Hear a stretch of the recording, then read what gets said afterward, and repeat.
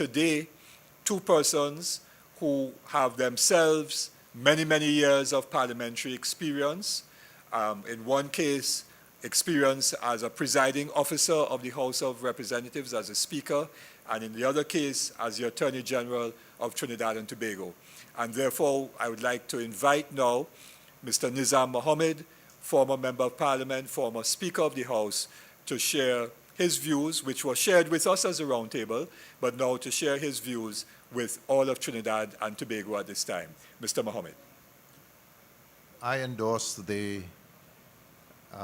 statement issued by the Roundtable, and like many citizens, I am deeply disturbed by this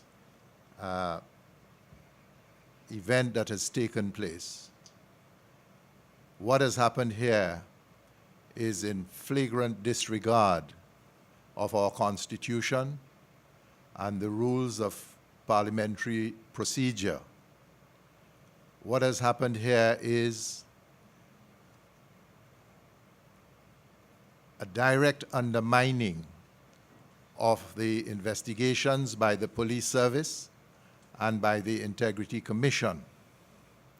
More than that, the fundamental right that is guaranteed to any member of parliament, that is the freedom of speech, guaranteed by the Constitution and the standing orders of the Parliament. All of that was thrown aside by the tabling of this motion of censure. In the first place, any member of Parliament has the right to stand up in the Parliament and to speak freely. He has all the protection of the law. The law allows him that freedom. This ought not to have even been a motion of censure. It ought to have been thrashed out through the cut and thrust of debate in the House, this matter that was raised by the leader of the opposition. Instead, this dangerous precedent has now set the stage whereby any member of Parliament who stands up in the Parliament and raises a matter that is objectionable to the government can use its majority to send home someone who was duly elected by the people to take up a seat in the Parliament. This is dangerous, it is troubling, it is a bad precedent, and I support the conclusion of this statement that says that this must be remedied. It cannot be allowed to stand because it is in flagrant disregard to the Constitution and the standing orders of the Parliament. We have mentioned about the role of the Speaker in all of this.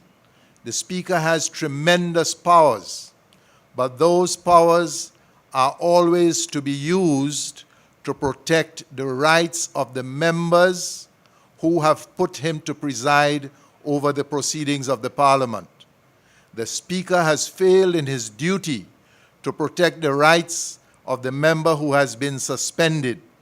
And this is not about the person who is involved.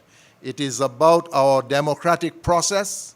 It is about respecting the provisions of the Constitution. It is about giving the right and correct image to the Parliament of our country. And we have to take note of what has taken place, and all right-thinking citizens of this country must stand up and demand that this wrong be corrected.